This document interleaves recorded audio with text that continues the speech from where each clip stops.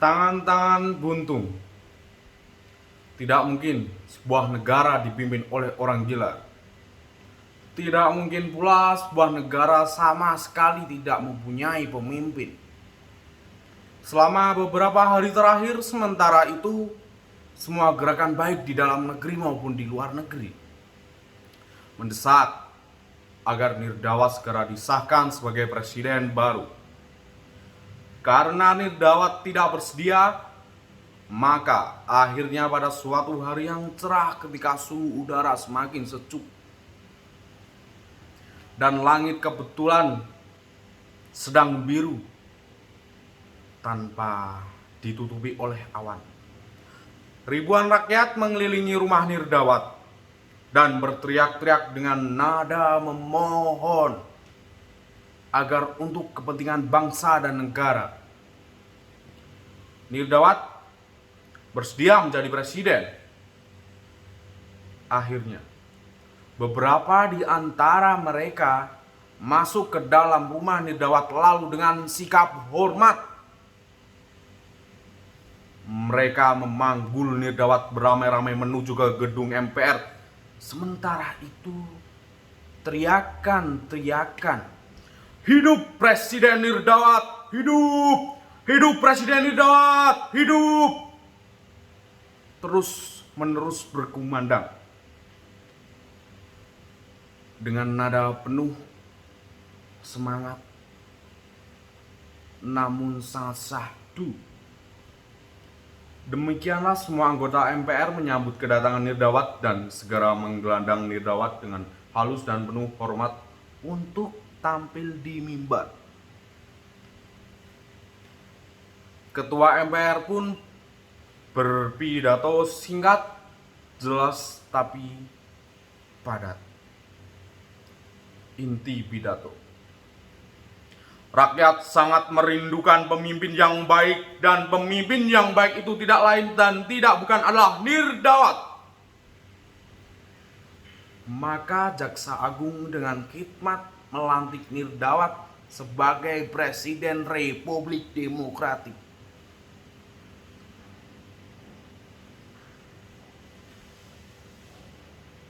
Presiden Republik Demokratik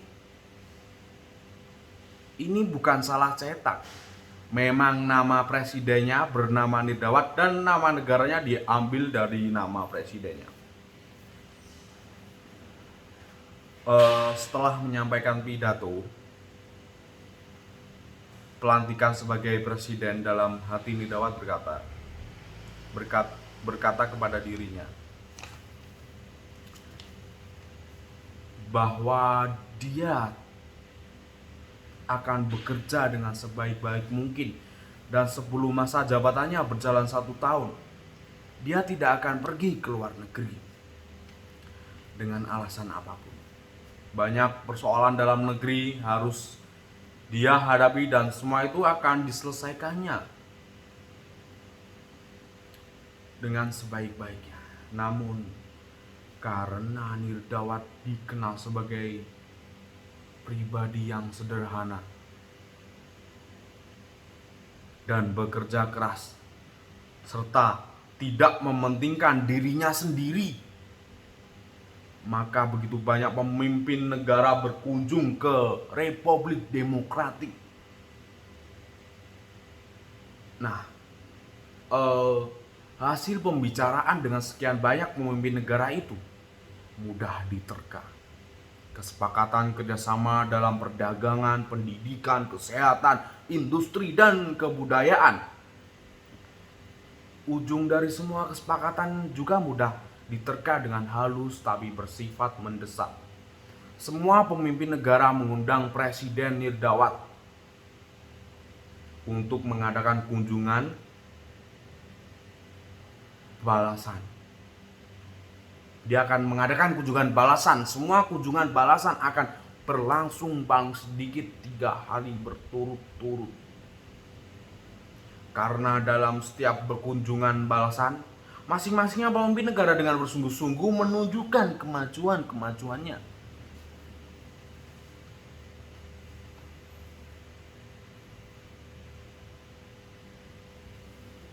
kemajuan-kemajuannya. Negaranya dengan juga kekurangan-kekurangan negaranya demi kepentingan semua negara kerjasama harus segera dilaksanakan juga dengan sungguh-sungguh. Begitu sebuah kunjungan pemimpin asing usai, berita mengenai keengganan Presiden Nirdawan untuk melewatkan ke luar negeri muncul sebagai berita-berita besar dan menarik perhatian hampir semua warga negara Republik Demokratik Nirdawan. Akhirnya dengan berbagai cara tokoh-tokoh masyarakat sekuler, tokoh-tokoh agama, dan tokoh-tokoh pemuda menyuarakan hati nuraninya. Mereka yang tulus bahwa untuk kepentingan negara dan bangsa, Presiden Nirdawan benar-benar diharapkan untuk memenuhi undangan sekian banyak pemimpin negara-negara asing itu. Desakan terus berlangsung. Terceritalah setelah malam tiba, dalam keadaan lelah Presiden Nirdawan masuk ke kamar tidur, dipeluk oleh istrinya, kemudian digelandang ke dekat tempat tidur. Dengan lembut istrinya memberikan beberapa ciuman, kemudian melepas baju Nirdawan, lalu melepas kaos dalam Nirdawan, dan akhirnya meleleh.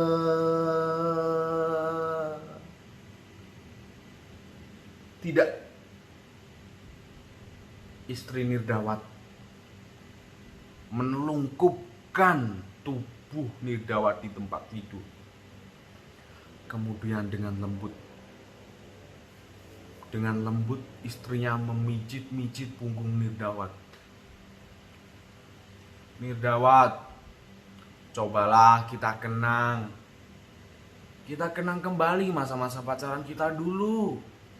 Kita berjalan-jalan di kampus, duduk-duduk di rumput, kemudian berjalan lagi ke bawah pohon jejawi dan berbincang mengenai keinginan-keinginan kita. Bagi kita itulah keinginan biasa, tapi bagi teman-teman keinginan itu merupakan cita-cita mulia Nirdawan.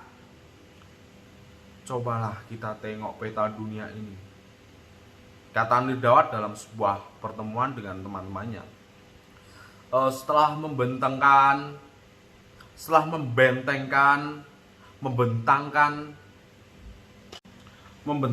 sebuah peta dan menggantungkan di dinding. Bagi mereka yang tidak pernah menghadiri pertemuan itu, amatilah nama sekian banyak negara dalam peta, maka tambahlah sebuah negara yang namanya beberapa kali berubah. Setelah sekian lama, nama ini berubah. Akhirnya negara ini punya nama baru, yaitu Republik Demokratik Dobol. Lalu berubah lagi, yaitu menjadi Republik Demokratik Abdul Jedul, lalu disusul oleh nama baru lain, yaitu Republik Demokratik Jiglo. Bukan hanya itu, ternyata bendera negara itu juga berubah sesuai namanya. Maka pernah ada bendera dengan gambar seorang berwajah beringis bernama Dobol. Lalu ada bendera dengan gambar Abdul Jedul dengan wajah garang, disusul oleh bendera bergambar wajah tolol Jiglo. Mengapa nama negara dan benderanya berubah-ubah? Padahal negara sama. Tidak lain jawabannya terletak pada kebiasaan di negara itu. Dahulu, ketika berbentuk negara masing-masing, negara ini masih kerajaan dan tidak mempunyai undang-undang dasar. Ada kebiasaan bodoh untuk menamakan negara itu sesuai dengan nama rajanya. Yang mewakili nama raja dengan sendirinya adalah wajah raja, dan karena itulah maka bendera negara juga disesuaikan dengan wajah rajanya. Menurut cerita, seorang jenderal kerajaan bernama Dobel berhasil menggulingkan kekuasaan raja terakhir dan bentuk negara pun berubah menjadi Republik Demokratik. Republik karena negara tidak lagi dipimpin oleh raja, tapi oleh presiden. Dan demokratik karena siapapun berhak menjadi presiden asalkan memenuhi syarat.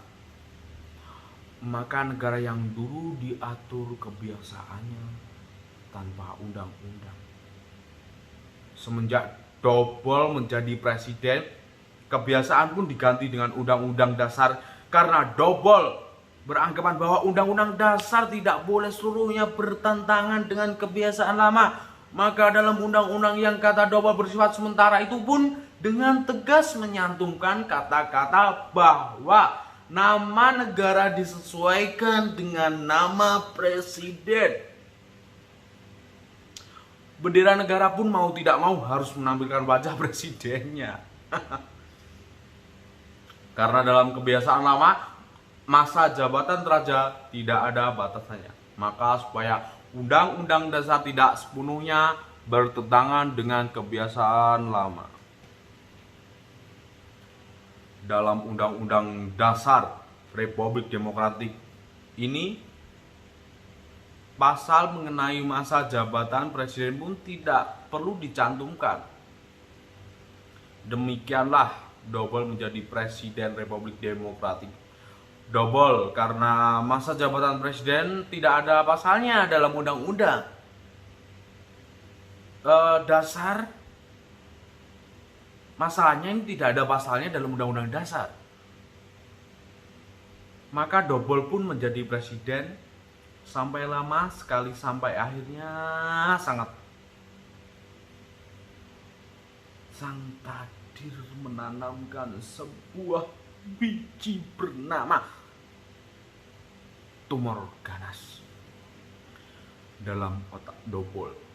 Meskipun akhirnya lumpuh total semangat Dobel untuk patuh kepada undang-undang dasar, masih menyala-nyala dengan semangat penuh. Dalam undang-undang dasar dinyatakan dengan tegas siapapun berhak menjadi presiden asalkan memenuhi syarat, dan seorang yang memenuhi syarat tidak lain adalah Abdul Jedul, bukan sebagai anak Dobel, tetapi sebagai warga negara biasa yang kebetulan adalah anak presiden negara Republik Demokratik ini. Demikianlah maka Abdul Jedul menjadi presiden Republik Demokratik. Abdul Jedul sampai akhirnya sang takdir mengulang tugasnya sebagai penguasa hukum. Sebagai bibit tumor ganas disisipkan ke dalam otak Abdul Jedul. Tamatlah riwayat Abdul Jedul. Karena sebagaimana halnya Dobel, Abdul Jedul juga sangat setia dengan undang-undang dasar negara yang kata Dobel dulu bersifat sementara. Maka jatuhlah kekuasaan presiden Republik Demokratik ini ke tangan Jiglong, seseorang yang memenuhi syarat untuk menjadi presiden, bukan karena dia anak presiden, bukan karena Republik Demokratik Abdul Jedul, tapi karena sebagai warga negara biasa dia benar-benar memenuhi syarat untuk menjadi presiden. Abdul Jedul menjadi presiden. Kebetulan Jiglong anak manja, malas, suka berfoya-foya, dan tentu saja suka main perempuan. Dan karena merasa kekuasaan dan hartanya tidak mengenal batas, maka berjudi pun dia lakukan dengan penuh semangat. Setelah Jiglong merusak negaranya sendiri selama beberapa tahun, maka sang takdir pun mulai melakukan geraya. Kali ini tidak dengan jalan-jalan menanamkan bibit tumor ke dalam otak, tapi membuat otak Jiglong sedikit demi sedikit menjadi miring. Maka Jiglong pun tidak bisa lagi membedakan siang dan malam, tidak bisa lagi membedakan jauh langit dan bumi, dan yang lebih payah lagi, Jiglong tidak bisa membedakan apakah seorang laki-laki atau perempuan. Oh my god. Maka diam-diam Jiglong suka keluyuran. Dia suka keluyuran sendiri di kampung, berusaha memperkosa perempuan, tapi ternyata itu laki-laki. Para pengawal pribadi dia pun sudah agak acuh tak acuh. Akhirnya penggulingan kekuasaan pun terjadi tanpa tahu siapa pemimpin yang tanpa pertumpahan darah. Jiglong sudah diringkis, dilempar ke rumah sakit jiwa. Juga tanpa diketahui siapa yang memberi komando sekonyong-konyong, serombongan anak muda merebut stasiun televisi dan radio. Lalu secara spontan mengumumkan bahwa sejak saat itu nama negara diganti dengan Republik Demokratik Nirdawat dengan bendera berwajah Nirdawat. Kau harus melakukan sesuatu, Nirdawat. Sekarang juga. Aku selalu mendampingimu, kata istrinya. Dengan lembut, lalu mencium Nirdawat lagi dan lagi dengan lembut pula. Keesokan harinya, keluar dekret presiden terdiri atas 3 butir, yaitu mulai hari itu nama negara diganti dengan nama baru yang tidak boleh diubah-ubah lagi. Yang Republik Demokratik Nusantara itu butir pertama. Butir kedua, bendera Republik Demokratik Nusantara harus diciptakan dalam waktu sesingkat-singkatnya, tanpa mencantumkan wajah siapapun juga. Dan butir ketiga, masa jabatan presiden dibatasi paling banyak 2 periode, masing-masing periode 5 tahun. Lagu kebangsaan seperti yang lalu-lalu tinggal diganti liriknya. Dulu nama raja dipuji-puji, lalu nama Dopel diangkat-angkat setinggi langit, disusul dengan pujian-pujian kepada Abdul Jedul. Terakhir nama Jiglong dijejelkan ke dalam lagu kebangsaan. Tentu saja dengan gaya puji-puji. Sekarang nama orang dihapus, diganti dengan nama negara, yaitu Republik Demokratik Nusantara. Maka sesuai dengan tugasnya, mau tidak mau Nirdawat sering melewat ke luar negeri. Dalam sebuah perjalanan pulang dari kunjungan ke beberapa negara di Amerika Latin, dalam pesawat Presiden Republik Demokratik Nusantara memberi penjelasan kepada wartawan. Sebagaimana kita ketahui bersama, semua kepala negara dan pejabat penting yang kita kunjungi pasti memuji-muji kita. Republik Demokratik Nusantara adalah negara hebat, berkembangan ekonominya luar biasa, menakjubkan, dan presidennya pantas menjadi pemimpin dunia. Coba sekarang jelaskan makna pujian yang sudah sering saya katakan. Pujian hanyalah bunga-bunga diplomasi, kata sekian banyak wartawan dengan serempak. Mereka ingat pada masa-masa lalu, semua presiden kepada negara mereka dari manapun datang dianggap sebagai kebenaran mutlak. Negara mereka memang benar-benar hebat, berkembangan ekonominya sangat mengagumkan, dan presiden negara ini benar-benar pantas menjadi pemimpin dunia. Terceritalah di bawah pemimpin Presiden Nirdawat Republik Demokratik Nusantara. Makin melebar sayapnya, sekian banyak duta besar ditebarkan di sekian banyak negara yang dulu sama sekali belum mempunyai hubungan, Presiden Nirdawan dengan sendirinya harus hadir tanpa boleh diwakilkan. Namun sayang, masih ada satu negara lagi yang belum terjamah oleh Republik Demokratik Nusantara. Padahal negara ini terkenal makmur dan pemimpin-pemimpinnya hebat. Setidaknya berdasarkan catatan-catatan resmi para pemimpin.